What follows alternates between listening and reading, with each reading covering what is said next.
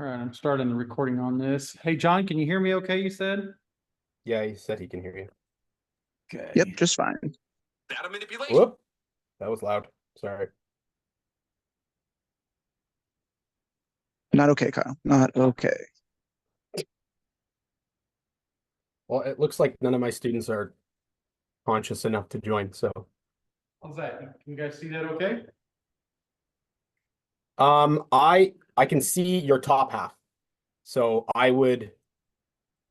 The picture quality's okay though, because I can step back one side. Yeah, the picture quality's good. Okay. So I think we got a couple of minutes before it's actually time. So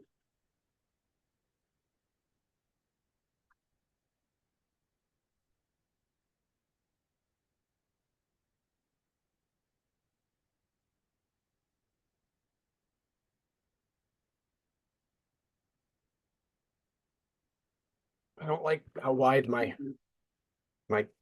laptop camera is. I'm actually using my iPhone Bluetooth to my computer, so.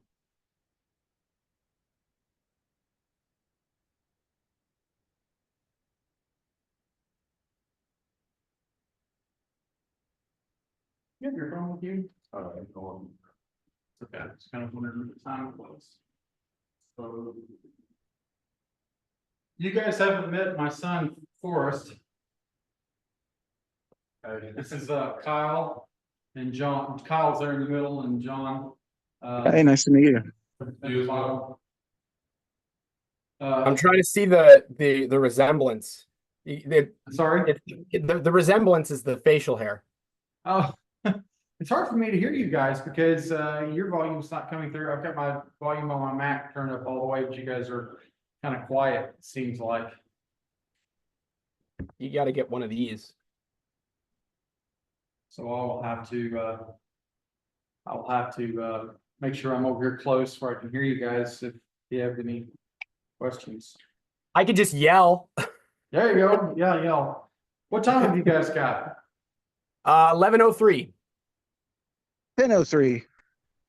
Okay. Well, I guess it's going to be us today then. So anyway, just real quickly for the sake of the video, my name is Nathan Ogden. I'm one of the co-founders of the INKKS, one of the fellow board members. This is my son, Forrest Ogden. He's one of my current senior students that is Mudansha, not Yudansha. And so he's going to be here today when we get into doing some of the applications for the kata. I'm going to go through the kata slowly at first, kind of break it down, go through the individual movements from a couple different aspects where you can see what we're doing. And then we'll get into some basic applications. Because of the limited time that we have today, obviously we can't go into all of the applications, we can't look at all the techniques, but we are going to look at some of them and just kind of give you some, some ideas about how that you could pull or extrapolate techniques or things out of the kata. Now, when I teach primarily, my approach and my philosophy to training and looking at kata, it may be a little different than others, and you know, it's okay to have different methodologies. Everybody has kind of their own teaching pedagogy, their own style, their own approach, their own philosophy.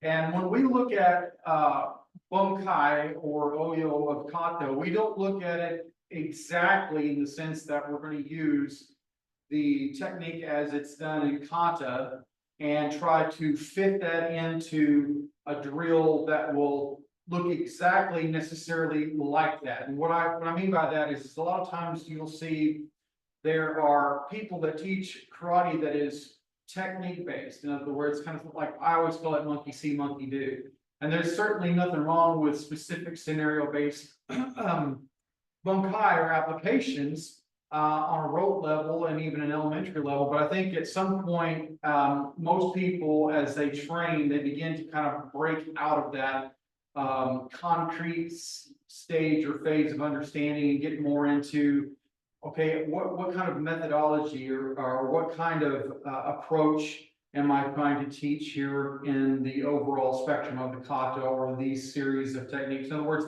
what type of attack is this addressing? Rather than a specific type of attack being the singular bunkai or having a bunkai or application for a single attack type, you begin to look at that particular attack type and you look at different variations and scenarios, and then you begin to look at principles that would deal with that particular attack type, and then you kind of base teaching off of methodology rather than off of being just technical. And so that's largely my approach to teaching, and that's kind of an immersive teaching. There's two ways that I try to teach. One being a rote stair step where you're kind of building fundamentals in kata. And the other is immersive where you're just kind of working concepts and fundamentals from like a Renzoku drill that's just kind of free flowing with a partner. And so when I get into demonstrating some of the bunkai or the OEO, what I want you to take away from this is that just because it's something that I show, don't feel like if you're going to learn this kata and you want to implement it into your curriculum, that you can't extrapolate what you want or deviate from what I'm teaching. I think that everybody has to conform kata or their system to their methodology, to themselves, and to their students. There's no cookie cutter karate or cookie cutter approach to training in the martial arts. So I just want to be upfront and transparent. Excuse me, I don't get bent out of shape for people. In fact, that's kind of the goal, right? Is for you to take anything that I can share and grow on top of that and make it your own. Secondly, on the kata, I'm going to go through and explain how we do things in the kata, but I also realize that there are differences in terms of how people do things in their respective styles. So if you learn this kata and you incorporate it into your curriculum and your block is a little different than mine, or your stance is a little different than mine, yeah, I don't care. That's not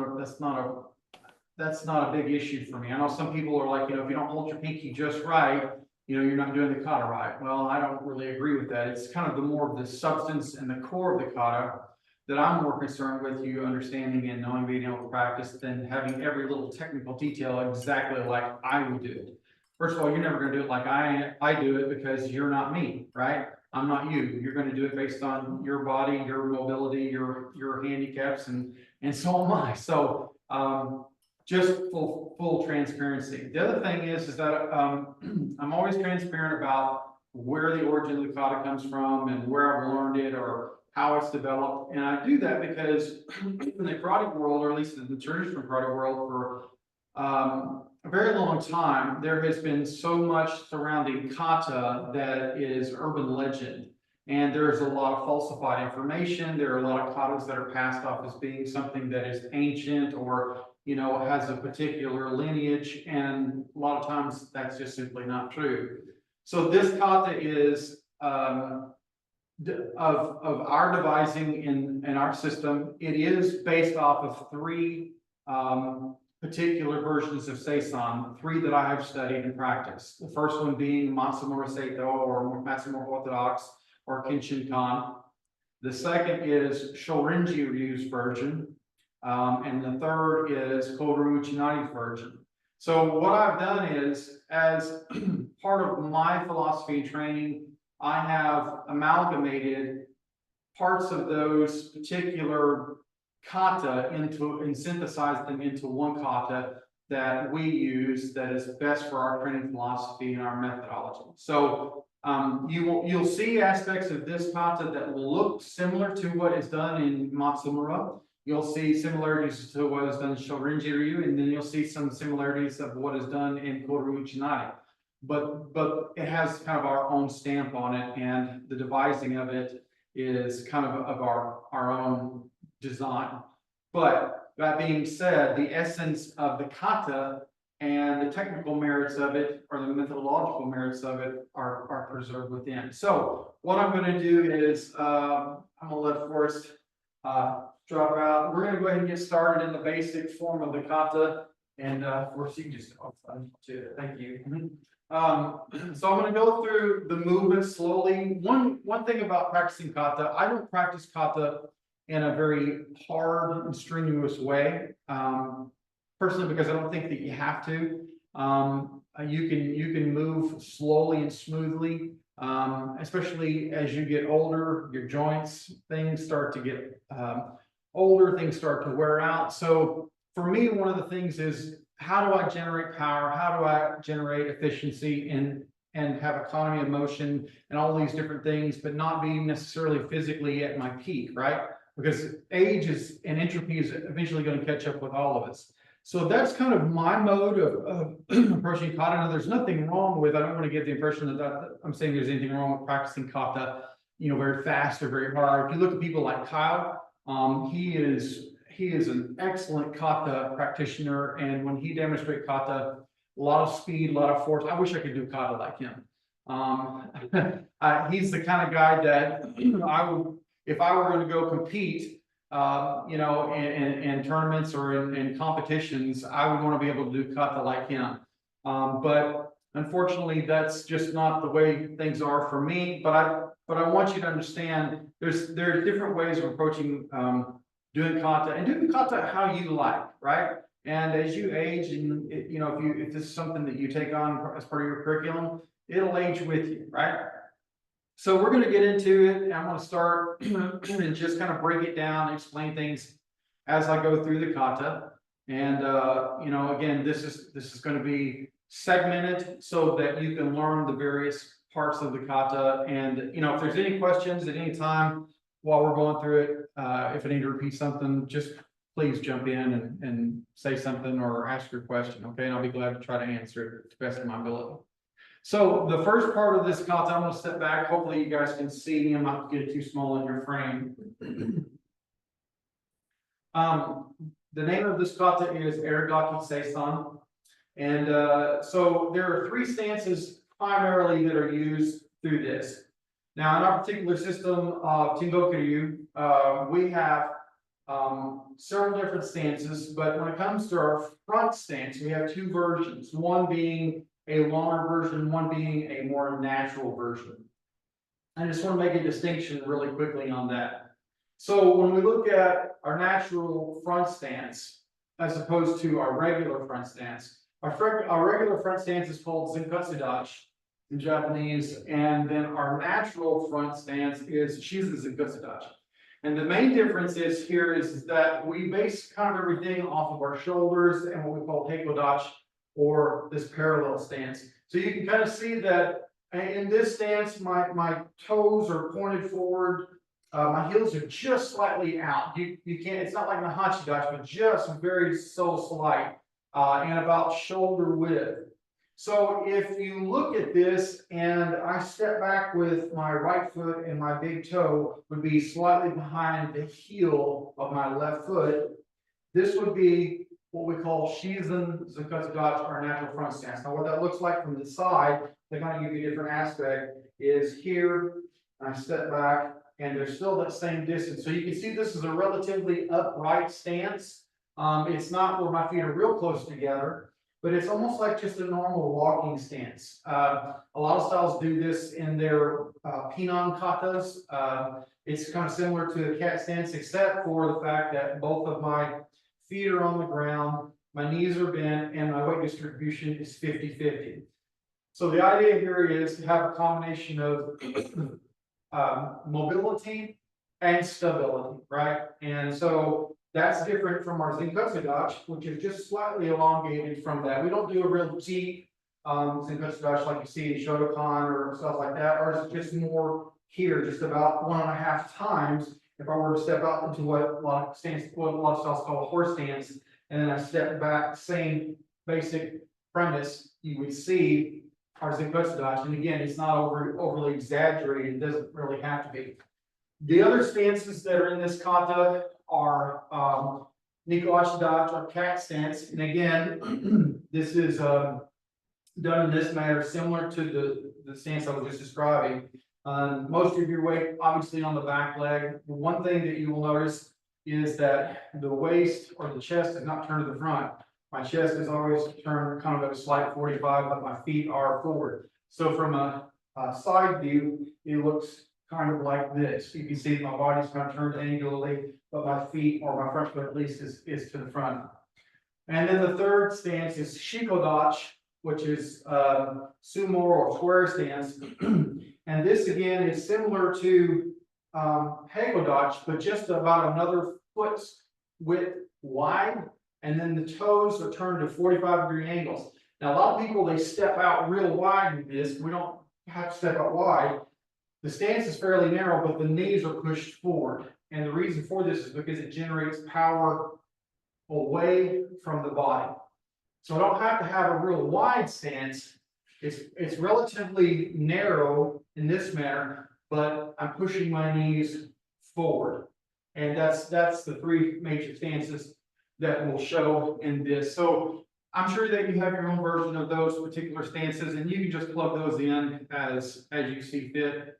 But I will kind of describe and teach the basic movements and the basic blocks that we do. So let's get into the kata. We'll start with the yoi, with Ray and yoi, and then go through the first segment of the kata. So again, I'm trying to back up, make sure we got enough room to get all of this in the frame. We start with kyosuke, Ray, and then from here, yoi, hands come up to the front. They push down, stepping back into a cat stance. As we do this, the right hand closes into a fist, left hand is open, pulls to the chamber, and then goes to the front.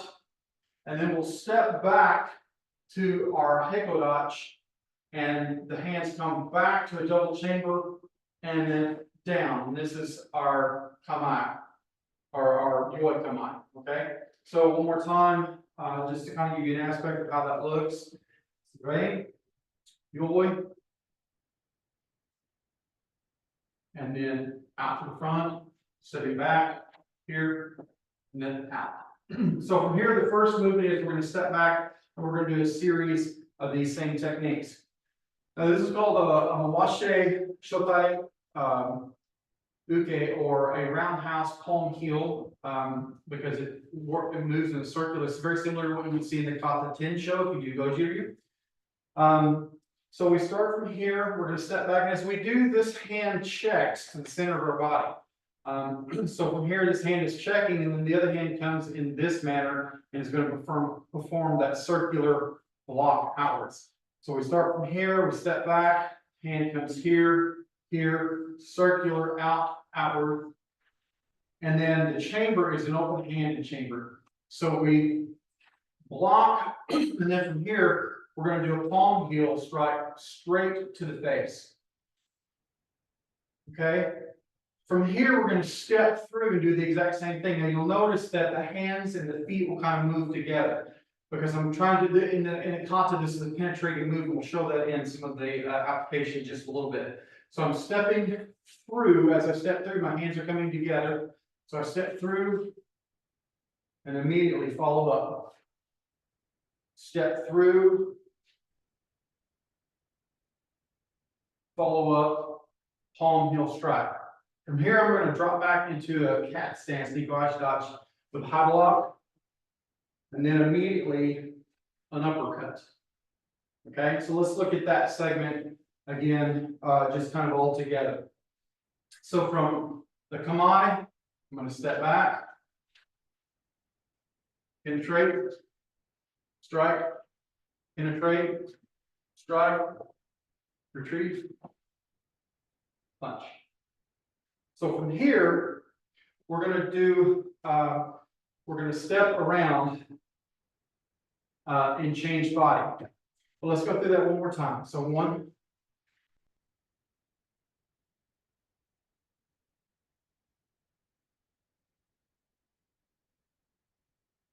okay, so I'm going to step through with my rear foot. So I'm going to step through, kind of turning my front foot, if you can see this, turning my front foot as I step through, changing body, almost like Tenkan. So I'm stepping all the way around. And as I do that, the hands come up in this X walking position, like so. So from here, I'm gonna step all the way around and through, hands come here, and they come down to the body, circle outward to a double chamber, then we're gonna shuffle in, double palm heel strike. So what that looks like from your aspect, if I were going this direction, just on my high block, do my uppercut, I'm gonna step around in this manner, hands crash down, circle around, double palm heel. Okay, so the next section of techniques will be a series of 3. And I'm actually doing your direction so that you can see them, but for reference sake, I will be still going that direction. So I've done the double palm heel strike. So now I'm going to step forward. As I do this, this hand turns and then I fold in this manner, and my hand goes outward like so. And if you're familiar with Seisan, this should look familiar. One here, one here, and then they both grab. So one, grab, repeat that same sequence. 2, grab. 3, grab. Okay, so that's the next sequence of techniques after we come from here. We had started from this angle, uppercut, stepping all the way through, stepping through.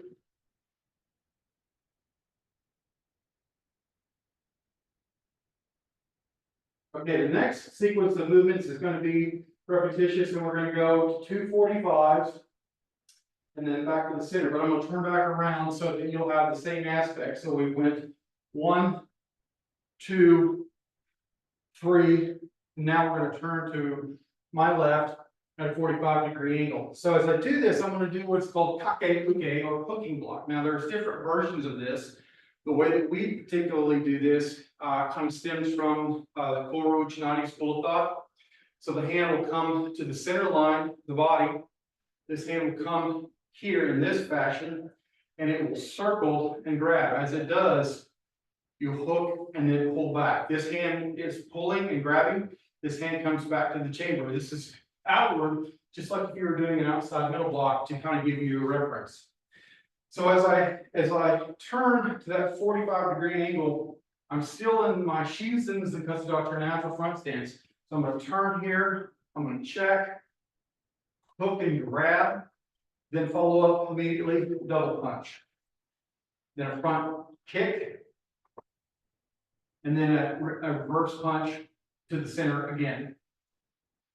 Now we're going to go to the opposite 45, doing the exact same thing. So again, checking to the center line, blocking, punch, punch, kick, reverse punch. Now we'll come to the center. Same sequence of techniques, same stance. Punch, punch, kick, punch, and then from here, we're going to do that kake uke again, but we're going to kick off the front leg. So from here, at the same time, our hand comes back. We begin to circular block to grab. As we do that, the foot raises to kick. So what that looks like is this. So I punched, we kick over the front leg. Okay. Now, once we set that kick down, we're actually going to set it down as we turn. So I've done my reverse punch here, coming back here, kicking, and then I turn and change body. So instead of setting my foot straight down in front of me, I'm going to set it across and then change body. And I'm going to turn into Nigoshi cat stance. So again, from the last movement there, that front leg kick with kake uke, one stepping across and a double stack position. Now you'll notice that we chamber high. If you don't chamber high, that's fine. You can chamber low, but our chambers are done high. So if you chamber at the waist, you'll probably want to make that adjustment. So as I turn into Nigoshi Dachi, pull back to this double stack position. So again, I will be going away from you at this point, or different from the second segment of the kata. but I'm gonna turn back towards you so that you can see how that would look. So if I had just done my last Takeuki with the front leg kick, and then I step across, I'd be turning towards you in this manner. And what we're gonna do now is called Osayuke, or pressing block. So the palm comes across the body and presses down in this manner. As it does, the hand pulls back to a chamber to set up for a hammer fist. So we're gonna come from here in this manner, and then the hand comes out. As we do that, the knee is gonna raise up into a knee.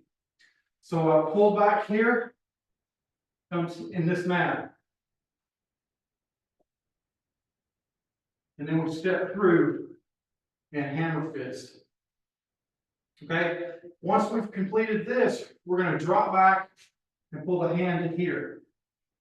This hand, the fingers are just kind of touching the top of the arm, but I'm in a knee wash touch. From there, this hand circles close to my body, hips and everything, circles around like Takeuki. And then we drop the heel, cross step, which is a hidden oblique kick, front kick, then set the foot down, low block, reverse punch, and then we kick with the front leg again, this time doing Takeuki again, front kick, and then we set down into Shigodachi. As we set into Shigodachi from that kick and grab, we're going to perform an elbow strike. So the elbow strike is here. The next movement will come here, hand opens to grab, comes over the top, pulls back and down. So from the side, that would look like this. We would step into here in this manner, grabbing, pulling, coming over and down. Now I'm going to stay in this position so that you can kind of see, but just remember the position that I was in is here. So I'm not moving, but I'm just turning the aspect so that you can see it from a different angle. So from here, I'm going to perform a low block. The hand comes back out. Low block. From here, I'm going to step up. I'm not going to change my feet, but I'm going to come up to raise and elevate my body. So done, right, low block here. Hand comes across again, outward. And then from there, you're going to roll the hands into this command. Okay. So from here, so if you do not Hachi, Shodan, this is going to look familiar. And then this, you'll see in a lot of kata where you see this particular type of what they call husband-wife type fist position. Over here, and then, here, and then immediately we drop into this. Now, this is where it gets repetitious. So we've done this. Drop the elbow, low block, here, and here. From there, we're going to turn, pull back, chamber position. We're going to repeat the exact same sequence of techniques going the opposite direction. So as I do this, using the opposite side of my body, do the Osayuke, knee, hammer fist, pull back to cat stance, perform that Kakeuke, drop the heel, cross step, front kick, get out the low block, reverse punch, and now we're going to do a combination of the Kakeuke and front leg kick. So pulling into the kick, and I step back out this direction with Shigodachi, forming the elbow strike here. Same thing with the techniques. Grabbing, pulling down. Right. From here, out, back to this command. Now from here, we're going to turn back the opposite direction. Again, stepping across, off the line of attack, Tasabaki, pull back into Nigoshi Dachi. One more time into this position, double stack position. From here, immediately there's a back fist. Okay, so back fist, then the low block, and then we're going to step back into Niko Ashidachi. So we step back, and as we step back, we're going to perform Kakeuke. Once we perform Kakeuke, back leg front kick, return, and from there, this is the key eye point in the kata. So we've done Kakeuke, with front kick, and then reverse punch. Okay? So after we do this reverse punch, we're going to step back, not necessarily step back, but kind of shuffle back into a cat stance, because at this point we're in Shizen Zakatsudachi with this reverse punch. And now we're going to do Toraguchi or tiger's mouth. Okay? So we step back, this hand kind of comes to this position, this hand comes across, and it makes this double sweeping movement. So from here, here, double sweeping movement, Toraguchi. Stepping back, same thing, hand comes together with a step. Toraguchi, tiger's mouth. Step back, you'll notice my knees are still bent, doing the scooping motion. Here are my hands. Hands come up, and as they push down, I stand up straight. Right? And then we step out to the kamae. And that concludes all of the basic techniques of Arigaki Seisan. So before I move on, I just real quickly want to give any of the opportunity, if you have a question about any of the details of the movements in the kata, that I can answer for you. You may already have this planned, but I'm going to mention it anyways because it's better to say it than not, just in case. At some point, can you do the full kata from a corner of the room in like a fairly slow pace so we can see it all in one piece? Sure. You want me to do it going at an angle, or how do you want me to do it? Well, I just think if you start from like the corner door or from the desk and treat that angle, you'll be able to see a better view of the stuff from behind. Sure. And then there's a full view of the kata. Okay, let me just go through it one time real quickly like that, and I'll go back to this corner over here and do it diagonally. So hopefully you'll get all of the different aspects and the directions. Okay. Domo.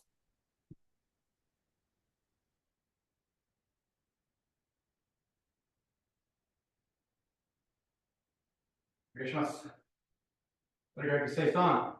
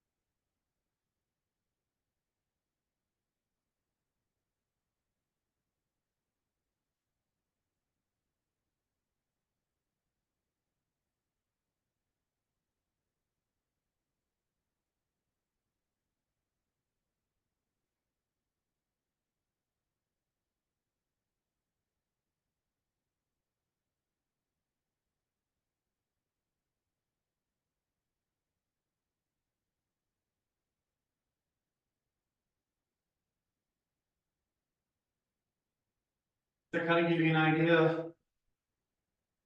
of the kata Yeah, that's perfect. answer? It's one thing to go through the kata bit by bit with explanation, but to Sure, have that and then also have a visual of the full thing, I think would be good for everybody. you bet, you bet. So, So that's kind of the old man version of how to do the kata.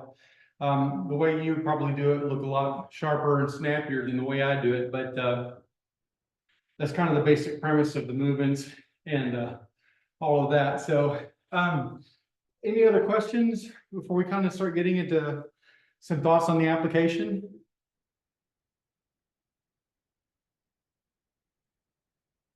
No questions? No thoughts, no comments? No, I think all the questions that I have are based around the bunkai, so Okay, excited to get into this next part. awesome, awesome. Okay. Sorry, guys, my mouth gets so dry talking. So we're gonna look at some basic applications.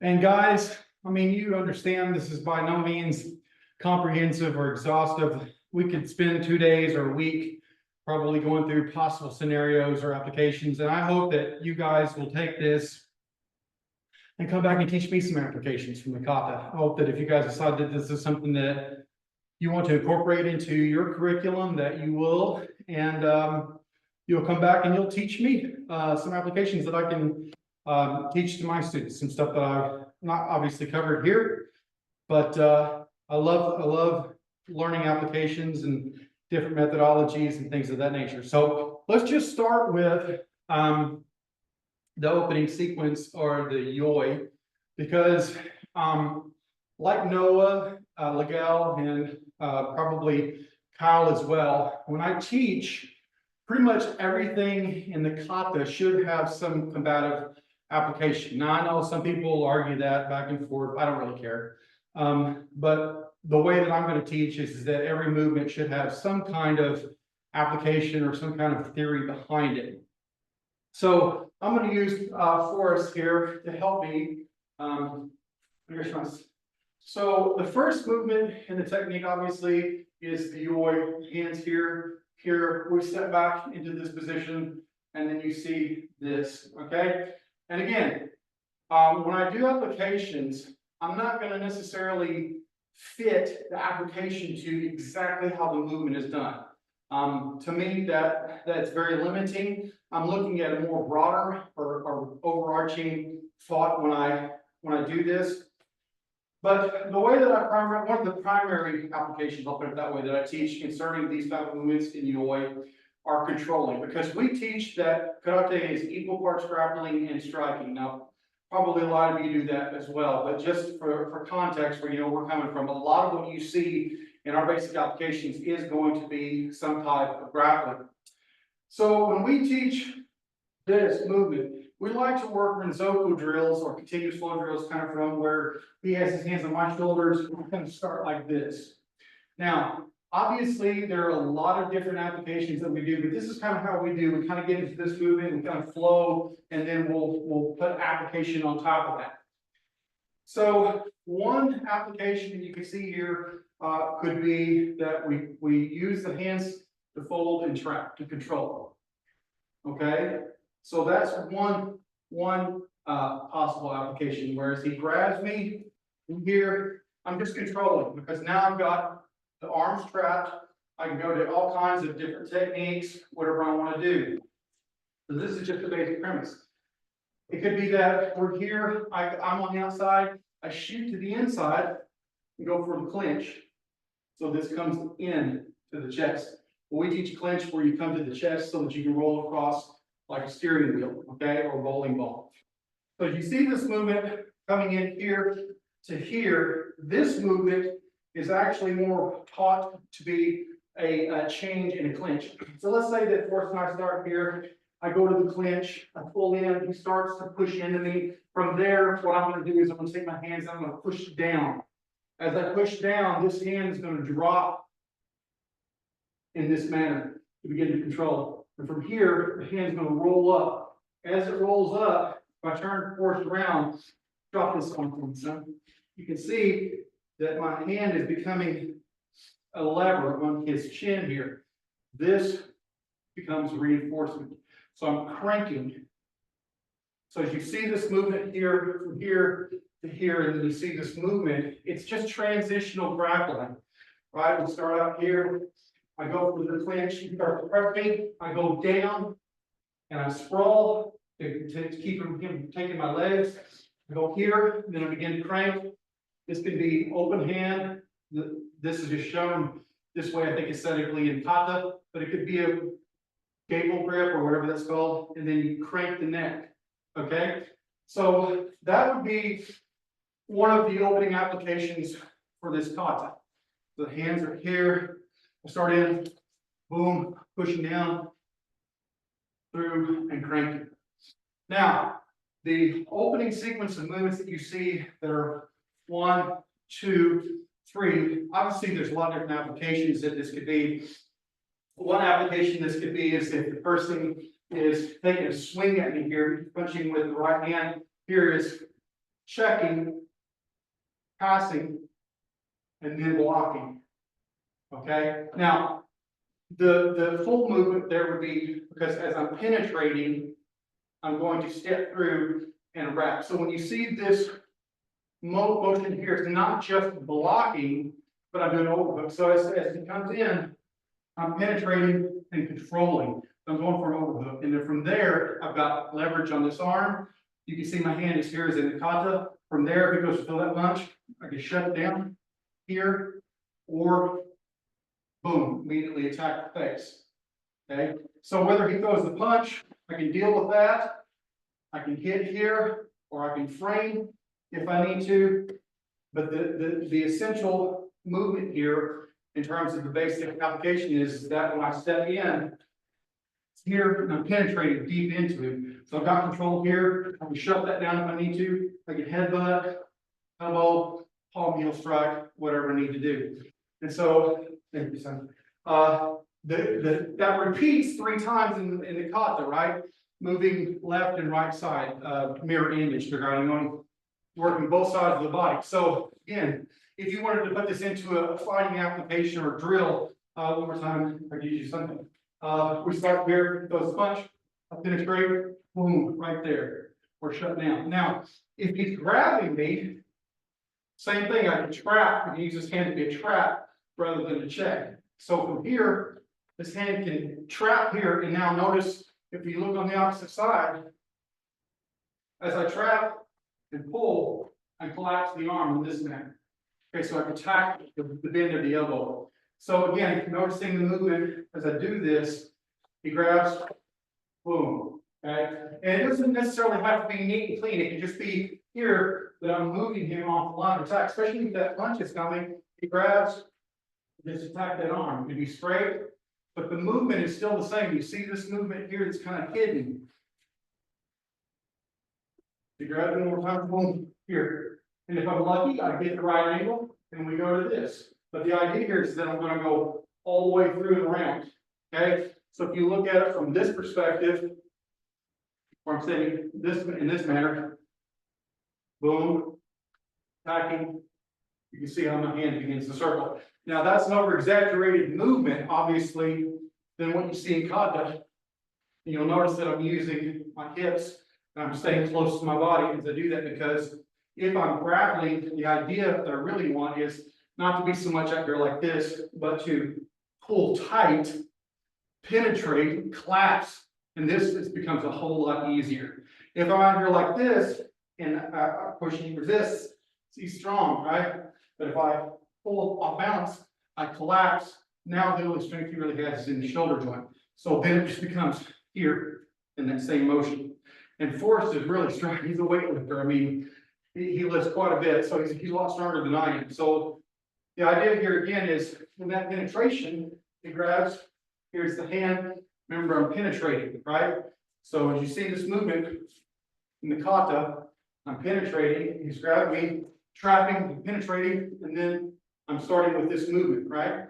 So that's one other possible application that you could extrapolate out of that is controlling the limb or overhooking, controlling in either palm, heel, or headbutt, whatever you want to do at that point.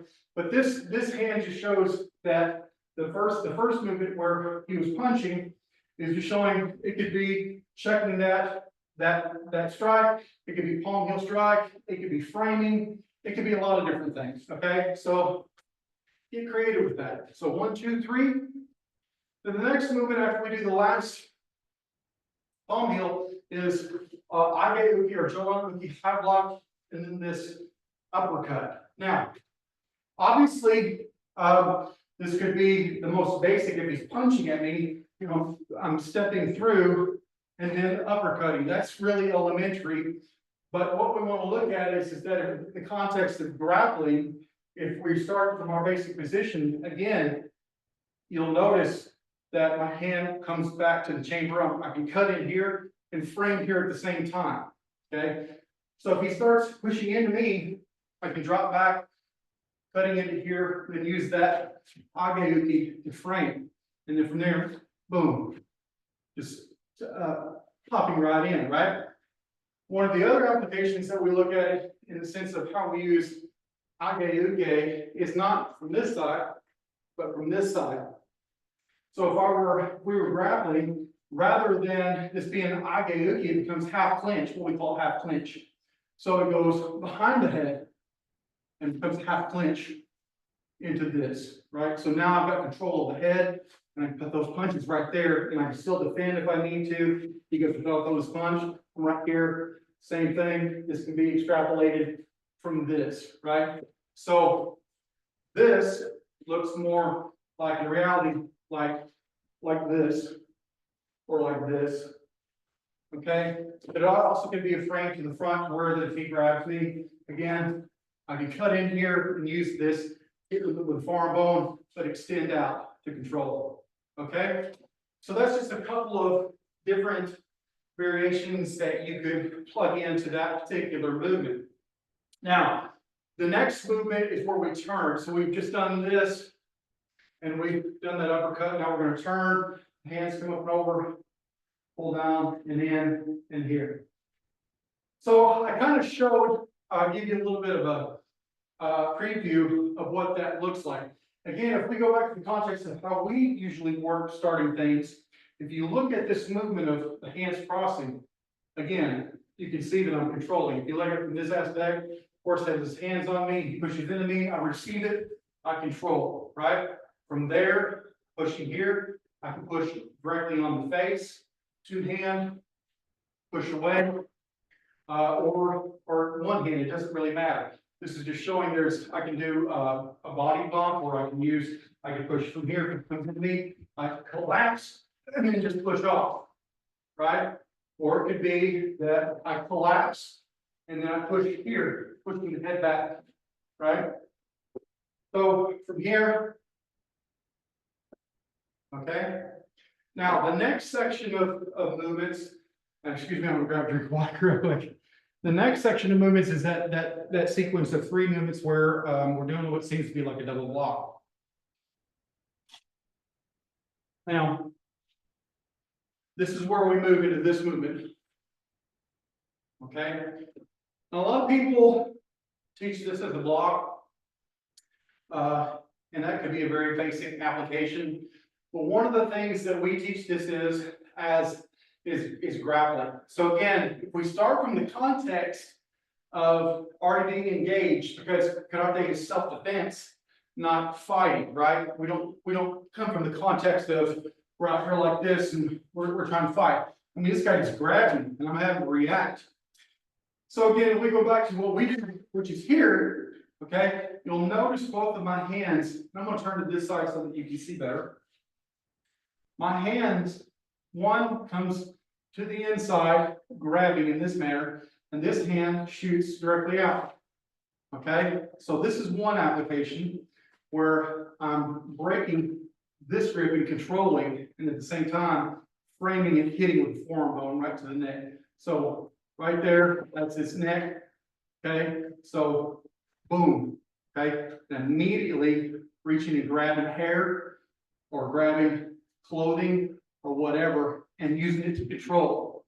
Okay, this hand controls the limb, this hand controls here. So if we're in this again, he reaches, he grabs, come here, his hand opens up, grab here, and then grab, throw that knee in there, okay? Now, this is one application. Now, that's more of a striking application. If we look at it from a grappling standpoint, again, same thing, but instead of here, or if we just want to add on to that, we can. This hand comes here again, open, and then this hand shoots underneath the arm. Okay, so you look at the relative position of my hands like this. I'm controlling here, hit underneath, grab all of that meat right there. And the idea here is that I'm going to lift up, push down, keep close to my body, but then I'm going to pull him off balance. Now I'm going to grab his gi instead of his muscle, like I would normally grab. I'm going to grab here and I'm going to pull him off balance, right? Or I'm going to push into him, right? So this is a controlling mechanism with the limb. This is also common in Filipino martial arts called Dumag. They do a lot of this kind of stuff where for grappling, you're grab, push, and move around. I get the control here in this manner to use the limb to control, and then I may go to something different, right? Or as I do this, boom, there's my first movement, and then I begin to go rest the arm and control with the body bump. So this movement, like this movement here would be, I could be grabbing the ear, could be grabbing the hair, okay? Could be grabbing the clothes, and then of course, when you see this part of the movement, controlling the limb, if I get up to where his elbow is, popping the elbow, controlling it here, creating a base against my body, but also pulling, dragging the arm, dragging, pushing, right? To control, to set them up for a particular movement. So 1, again, 2, and then 3, right? So that's a sequence of 3 repeating on both sides. Now the next series of movements, is we'll return here. We'll do kake uge, double punch, kick, reverse punch. Now kake uge, and the way that we do this is if somebody has grabbed me, okay, one of the things that we look at is we trap, okay? And normally people like to trap here, but I don't like to do that because if they're strong, it's kind of pull away from force, pull away. Okay? Try to move your hand away from me. So he can escape that. When I trap in this manner, it's a little more strong. And I don't want to trap away from my body. I want to be right up against my body in this manner. So this hand shows 2 different applications. One, he's punching, I'm checking, or he's grabbed, and now I'm trapping. So this hand, as you see, begins to wrap around in this manner to grab and to control, whether it's this way, and a lot of times we like to show from the grab on this side. I'm rolling or I'm controlling fingers. Because as I do this and I push into him, it puts his elbow and his fingers in a bind position. Now, very similar to the palm heel blocks, rotating palm heel blocks, this looks exactly the same. So you can see what I'm doing for shoulders. I turn sideways, come here, I'm pulling here, pulling close into me, and in this manner. Now I've got to control. Okay, back again, hitting here violently. Boom, hitting, grab. Now we'll turn around. You can see the movement from here to here. Now I've got control, gripping into that bicep, grabbing that artery in all the muscle right there. Okay, so I grab, you grab, attacking, grabbing, pulling off balance, punch 1, boom. Okay, punch 2, boom, all the way through, keeping some tension on that. Or grab here, punch here, trap, and pull with my hickey tape. Hit with my other hand either to the side of the neck or the side of the neck. Okay, so as my hands change, you can see that from this movement here, pulling 1, as this one comes back and I punch with the gripping hand, this one becomes hickey tape and a trapping. And now I'm hitting with the other side, keeping control of that arm at all times. So that's one possible application for this movement and this. Now, Anytime we put in a front kick or front snap kick in kata, it can be interpreted as a knee or front snap kick depending on distance from the person. So if I'm out here and the forces reaches and grabs me, and I do this, I could front kick and just attack the leg, right? Or front kick with the front leg, because that's also in the kata as the next technique, right? I'm just grabbing, pulling him into this technique, right? But it can also be that as I perform this movement here in control, I'm setting up for a knee. Okay, so boom, knee. But anytime that we show a front kick in kata, we'll also interpret it as a knee strike. Okay, so again, 1, 2, boom, boom. And this is also just working combinations, right? It could be that if you wanted to extrapolate that out to a 2-man drill, we could start here, force those punch, guard, 1, 2, front snap kick, right? You could turn it into something really elementary, just for fighting versus grappling, or even for kids versus adults, right? So the punch comes again, one more time. 1, okay, block, 1, 2, kick. Get creative, okay? You can do whatever you want to. Then we turn, and the other movement is, after we've done the middle movement, right?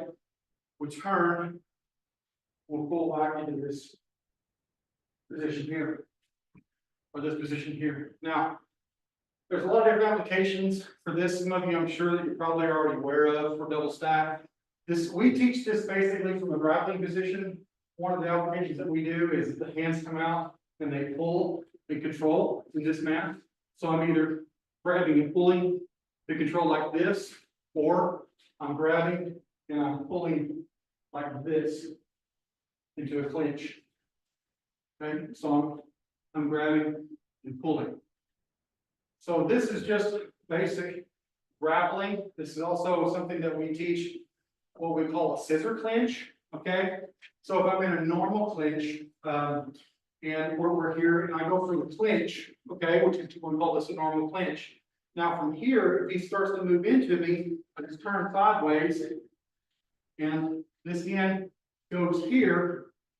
The hands come in this manner. I'm going to cinch down here and push in here.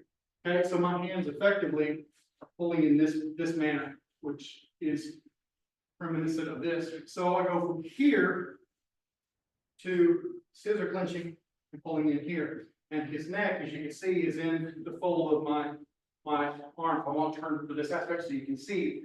Let's take a glass up just a second. Because in a clinch, I'm going to pull him into me like this to control. Now, if he begins to move around a lot, tries to fight me, I may take this, move it here, go for that gable grip, then I'm going to push towards him and pull into me and crank. So this movement here, boom, like this, okay, is one application for that. And you can see in the applications of the next movement here, this is all in close. So you see from here, right, its knee comes up like this. So this could be very well that I'm in a clinch.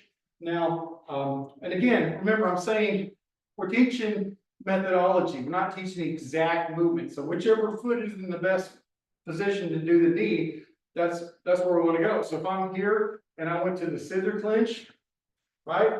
Maybe from here, I want to just push the head down. And as I push the head down, coming up with the knee, right? And then from there, it's elbow, forearm strike, elbow, forearm strike, right? Which is reminiscent of what we just saw there. Okay, here, boom, boom, right? Every one of those things could be extrapolated in a clinch or a scissor clinch, depending on what your opponent was doing or how you're moving or what you're trying to set up for.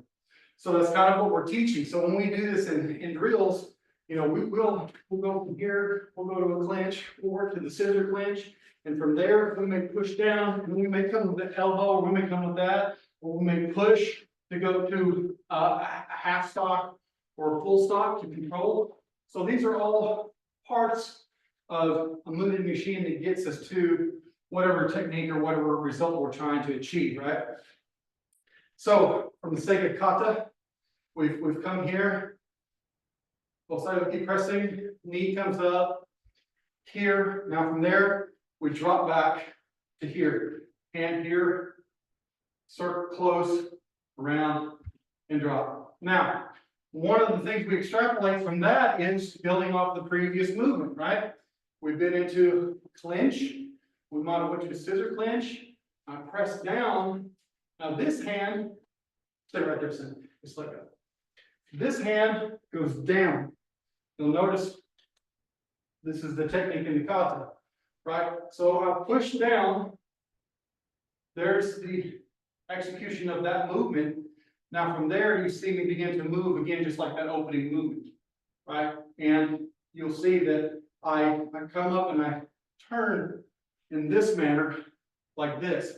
But what I'm doing, I won't do this because it put a lot of tension on his neck is, I'm actually reaching up around here and I'm grabbing right here so that I've got a secure grip on this, and then I can crank as much as I want to. This hand just comes here to help reinforce this or keep control of his head, which is what you see in this movement. And if you'll notice, the reason why I do this, it's not out here like a block, it's close to my body. So this is showing that I'm grappling, I'm staying real close to my body, so I'm super strong, because if I'm grappling with something like Forrest, I grapple up here and I try to do this, he can pull out, he can out wrestle me. But if I get close to my body, and then I begin to use my body as a base, then I've got all kinds of strength and foundation to be able to do this, even though he is a super strong guy, right? So we see that movement, boom, curling around, I'm grabbing there, right? So getting back to the movements that we did here, let me get my bearings here. So here, then we pull back here, this movement here, obviously, you know, needs very little explanation. If I'm grappling with Forrest and I come into this movement here, I can control here. I can also take that leg out, boom. Okay, so this is one of the movements here. I'll move back just a little bit so you can see my feet. So I'm here, controlling, okay, attack the legs, okay, attack the shin, whatever I need to do, okay. So here, there's a knee strike, it's a follow-up, front kick, lower block, okay, reverse punch, and then again, to kakeyuke over the front leg. That's all pretty self-explanatory stuff, I think. So, and you can look at that sequence of techniques and kind of come up with maybe some of your own bunkai, but those are kind of elementary movements. I want to get to the next section of the kata, because I know we're running out of time. So the next movement of the kata, we've done this movement, kicked over the front leg. Boom. So this could be tons of things, right? It could be as simple as we start here, I slip in using shikodachi as I wrestle. Control, right from the hachi, right? It can also be controlling the arm, right? So instead of going for the head, you see that I extrapolate here, this movement here, where I grab, come over the top, right? You can grab here, I can break away, right? I can come over this way, break down. If I want to show it from this side, I'm do the exact same thing. Grabbing here, elbow comes up, dropping down here, reversing elbow strike. So again, from a clenching position, if I'm here and he pushes into me, I just receive it and I control. Boom. Boom. So, okay, in this manner. This, as he grabs again, notice the kata movement. Here's my ikite, my control, my pull. Okay? 1, 2, 3. And this movement I realize is not in the kata, but again, we're teaching methodology. We're talking about concepts, not just the actual technique. So 1, 2, 3, right? All that can be extrapolated from this movement. Now we look at it from this movement again, same thing. I'm here, now the low block, or the get up right. So what I like to do is teach this as, this is one of our basic applications, is that if we're in this manner, and I step back 1, 2, then I'm going to shoot this arm down and go for this leg. Okay. So this down block, as you see in this manner, which comes here, is basically 1, 2, 3. Taking the guy to the around. So the leg, that low block becomes a scoop or a control, right? Now, we look at the next move, the kata, which comes here to here. This is similar to what we've already done, except for going to a low attack. Now we're going to go to a higher attack. So if we build off the same primary movement, which was here, here, now I'm gonna expand and open up. This hand is controlling. You see here, control and pull. There's my hippie tag, and here's my movement. 1, 2, 1, 2. So from there, in this manner, grappling position, the first movement, boom. I can even come here, right? I can grab, reverse, hit, frame. Okay, so again.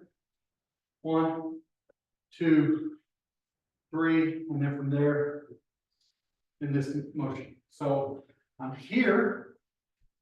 I've done 1, 2, 3, 4, 5, 6 to control again. Okay, so this is a control. Boom. So I went from here, control, reinforce, control, explode. Okay, then grappling, staying in a static position for very long can be dangerous, right? So if we're grappling in this manner, I go here, boom, boom, boom, boom. I'm going to be transitioning, but each one of these gives me a control and a strike. So as I see this movement here, the beginning of the kata, this could be to the sternum, this could be to the face with the spearing elbow. It could be here. This, again, we're seeing this movement in the kata is control. It can also be shown in this way, where instead of my hands being on the outside, now I'm grabbing again here, and this hand is controlling here or trapping here. So when you see this in the kata, you can see that I'm pulling. So grabbing, grabbing. Right? Similar to what we've seen earlier in this. Okay? So again, that sequence of techniques after this front movement where we kicked, right, is 1, 2, 3, 4, and here. And obviously this elbow strike could be that he's grabbing or he's punching. If he punches, we're going to block and deflect in this way. So deflecting, I'm destroying the hand, or from this side, doesn't matter. Basically, my hands are boom. I don't have to be hitting the head to get the limb. It could be here, and throws the other hand up. Okay.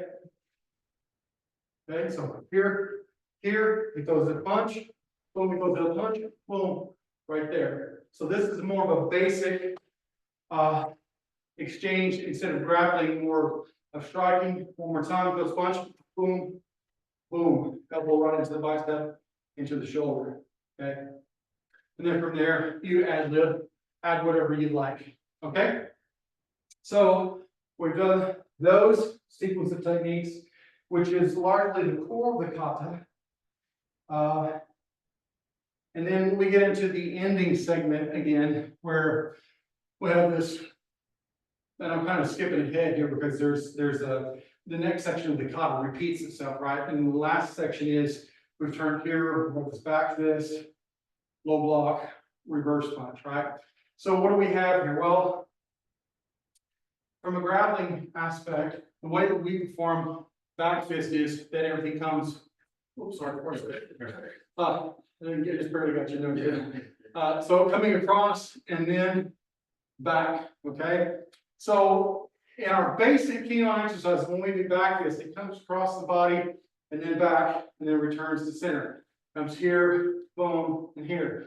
And the reason why is because we teach, again, grappling and striking together. So as far as grabs me, if I was going to do this particular technique, it could be that I'm pulling here with my hikite, boom, I'm hitting here, hitting to the bicep with the bone, right? Here, boom, and then explode right in this technique. From there, 1 and 2, or whatever.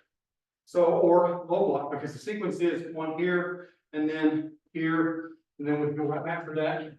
That other grab that I will teach a lot for this type of movement. So 1, 2, right, and then stepping back here, kick, right, and then the last movement is so we've come here from cat stance, here, here, here, here, reverse punch, and then we drop back into this movement, do the forward push here or tiger round.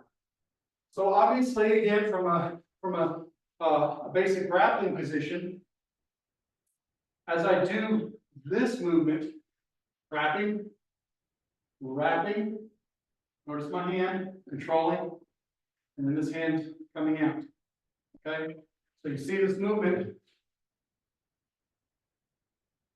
Okay, and for me, one of the basic applications of this is grappling. So I grab, check, hold, wrap, control, boom. Or I could even grab here and control, right? Now, there are a lot of variations to what this is, right?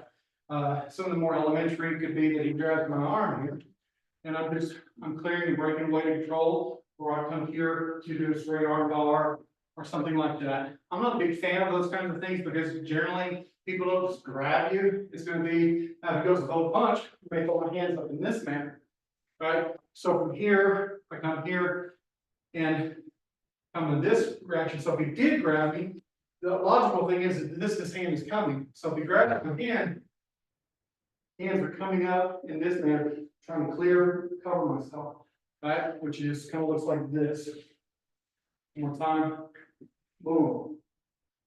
Even though that's not real pretty or aesthetically pleasing, it's going to give me control in this manner. If I continue with that, I've got something here to help kind of control, keep pressure on. Again, when we're talking from this angle, you reach the grabs, boom, okay? And from there, I'm just grabbing and controlling until I can get something off or get a better situated position. So again, from that last movement,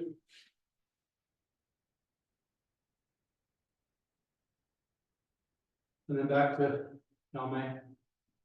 So that's, thank you, son. So that is some of the basic stuff, kind of concepts that we would teach and extrapolate from the kata in terms of application in Bunkai. And again, you know, these are all subject to your own interpretation. They're all subject to your personal taste when it comes to Bunkai or Oyo, how you want to look at that. For me personally, the sky's the limit as long as it makes practical sense. And that when you look at the techniques, you're kind of approaching it fundamentally and methodologically, where that you're kind of looking at a overarching view of what could possibly happen in the context of those movements. I think that when you're teaching students, it's just my personal philosophy. When you're teaching students that are beginners, it's good to show some application, some basic application. But when you show application, the goal, at least in my mind, is that they start connecting concepts, right? They start connecting methods of, you know, technical ability or technical demonstration, not just in doing the block or doing the grab, but, you know, what does this, emphasize in terms of body mechanics? What does it emphasize in terms of attack types and defense types and all that kind of stuff? So that's the way that I kind of try to approach Bunkai and Oyo, and kind of a loose fitting kind of thing, rather than really streamlined and put into a real tight, neat package. Because I think that when you do that and you start doing the drills like we do, the Rinzoku drills is our primary form of kumite, or working application. You kind of find that you're more have a more of a sense of how to do something, without there being this constraint of I've got to do it this particular way, but it becomes more of a framework rather than the rote specific execution of a technique. So I think I'm kind of done there as far as that goes. Just wanted to open up and see if there are any questions, or if there's anything you would like me to demonstrate again, or go into a little deeper in terms of the kata or the application.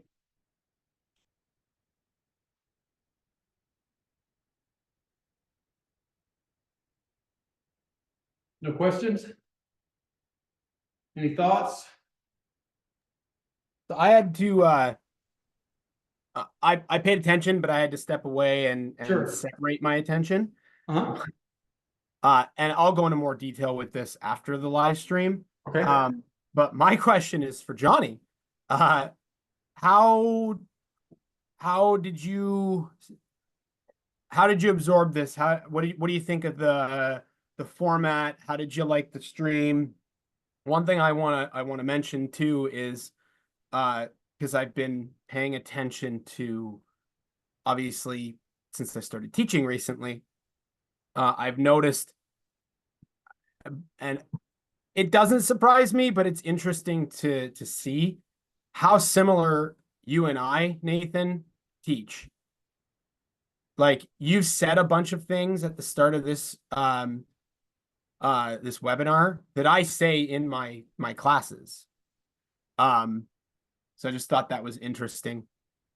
But yeah, I'm curious because Johnny's a fairly new to the martial arts world, and I'd love to hear his opinion on the webinar and Nathan's way of explaining and teaching. Yeah, definitely. I mean, I've been a teacher for a lot of years, but it doesn't matter how many years you've had teaching. You can always learn new things and how people learn, especially people who are new students, because they're the ones that will put you on your toes to have to bring your A game to teaching. Ain't that the truth? No, I thought it was great. I also had to step away for a bit, but it's, like Sensei Don said, sitting in class, basically, like it's a similar format in terms of how the content is delivered. Obviously, it's a little bit more advanced than where I'm currently at with my practice, but I can see the value in it, just watching it. But for me personally, like the hands-on aspect of doing things in class is where I really learn and develop the memory of it. So Sure, I absolutely. mean, Yeah. the overall content was great. Right. And, a lot of, Johnny, the truth of the matter is that, a lot of these webinar type things are supplemental. They're good for people who are black belts that already have some training. They're also good for students to have supplemental knowledge and teaching that can be reinforced by their own instructor, right? And everything that I was talking about today is not style specific. That's one of the things about neoclassical karate, or at least the approach to neoclassical karate, is that while we have a framework within our style, we're malleable in that we don't lock ourselves into just one approach to teaching particular concepts. Yeah, you may do it a particular stylistic way in kata or in your kihon, but when it comes to application, it becomes more universal and it becomes transcendent to stylistic boundaries.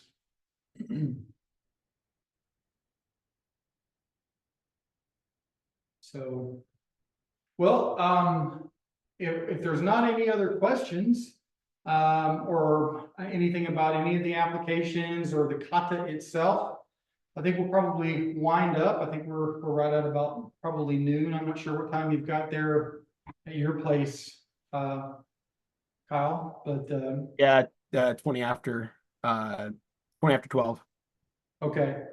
Do you know the other participant that joined? No, I don't guess I do. I saw that somebody popped in there at the end, but, I don't. I was gonna ask, and then they disappeared. In the last like minute, they disappeared. Yeah, I don't know. Well, I guess once we get done with this, we'll do some post-production editing and we'll have this in the member section for those that couldn't make it today and those that want to review this information. But real quick, I want to bring my son back up here for us. Say thank you to him for helping me today. I mean, effective teaching really happens when you've got good training partners and good students to help you make your point, and he works hard. So if there's no other questions, or you guys don't have any comments, or if there's not anything else you want to see, I think we're just going to bow out and call it a day. Let you guys have your Saturday. No, I'm good. I appreciate it. I'm Okay. gonna Well, review thank you guys for that coming later and participating. And you guys can feel free to reach out to me personally if after if there's anything after the fact that you guys would like to discuss more or have questions about. I'd be glad to help out in any way. So anyway, appreciate you guys. Thank you so much, guys, for attending. We'll see you next time. Okay. Thanks, Nathan. talk to you later. Thank you.